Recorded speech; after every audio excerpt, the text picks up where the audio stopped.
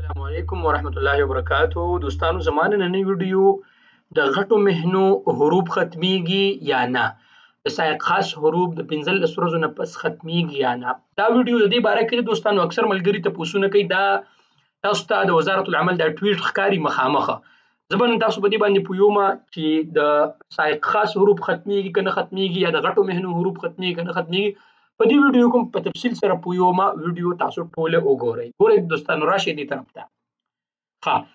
د ویډیو د شروع کېدو نه مخکې دوستانو تاسو ته زما یو ریکویسټ دی چې دا زما د یوټیوب چینل دی، مصدقه او صحیح ویډیوګانو دپاره دا یوټیوب چینل چې کوم دا ځان سره سبسکرایب کړئ، ټیک شو که نه، او دا بیل ایکان ووهئ چې تاسو ته داسې ویډیوګانې په ټیم باندې میلاویږي. راځئ د دغه طرف ته، ټاپک طرف ته.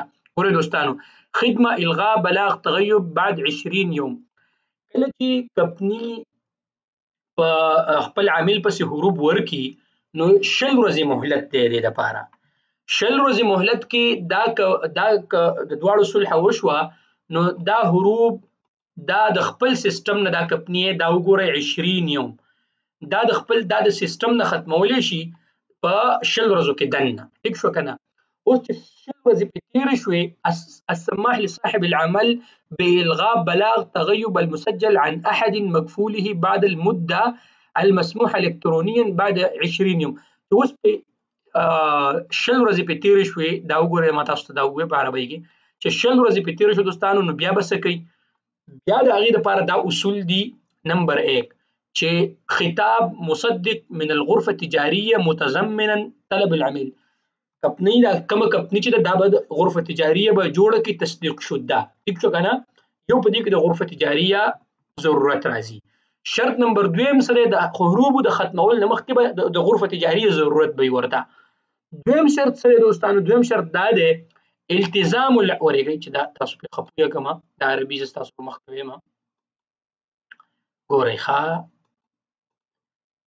دا اوس دا شرط به اوس پړاو کړو. دې کې دا وایي دوستانو التزام العميل بسداد المقابل مالي الضرائب على تجديد الإقامة الوافد بعد إلغاء البلاغ. کله چې د حروب ختم شو نو د حروب د ختمېدو نه پس به ډایرکټ کم مقابل مالي د مکتب العمل چې کوم فیسونه دي دا به ډک کړي او بیا به اقامه ولري. اوس چې د حروب د هر چا ختمېږي که نه، د دې لپاره شرایط دي. نمبر 1 الا تكون المنشأة الملتزمه بسداد رخصة العمل. نه د ټولو نه اول به چې کومه دغه ده منشا ده نو هغه به د رخصة العمل پیسې به هغه پې کوي. ټیک شوه؟ رخصة العمل پیسې چې کوم فیس دی هغه پیسې دغه کوي.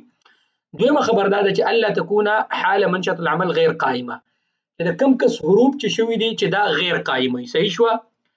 او دریمه خبره دا ده چې الله يكون الوافد طلب اثبات کیدیه بلاغ منظور لدی مکتب العمل. د ده سره چې کوم دی په ده پسې چې دا حروب ورکړی شوي دي چې آیا دا بلاغ قیدي دي چې د دې طلب ورسره او که نه دي. ټیک شو که نه؟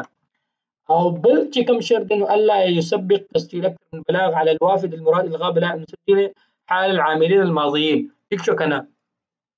چې په ده پسې د مخکې حروب نه ورکړی شوي، دا پسې په اول ځل حروب ورکړی شوي. الله يكون الوافد المراد إلغاء بلاغ عنه موقوفا، چې د کوم کس حروب چې ختموي چې دی په ترحیل کې نه دی بهري. دا شرطونه دي دوستانو، دا ما تاسو په مخ کې مې دا تاسو ته ووایي چې دې شرطونو کې تاسو راځئ نو بالکل کوشش وکړئ انشاءالله تعالی حروب بم ختم شي. خو که دا شرطونه وي. اوس راځو دوستانو د دغه طرف ته، د څه نومې دی، د سایق خاص طرف ته. نو ګورو دوستانو، د سایق خاص د حروبو 15 ورځې ټایم دی. که په 15 ورځو کې دننه کفیل کوزولی شي د خپل سیسټم نه، که په 15 ورځو کې دننه کوز نه کړه نو جوازات باقاعده دا وایي چې د 15 ورځو نه پس بیا د سایق خاص د عامل منزلي د ډومestic ورکرز حروب بیا نه ختمیږي.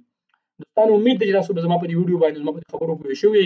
که تاسو پوه شوي یئ نو یا ستاسو څه سوال وي نو ما ته په کمنټ سیکشن کې ووایئ، انشاءالله زه به تاسو ته جواب درکړم. مهرباني.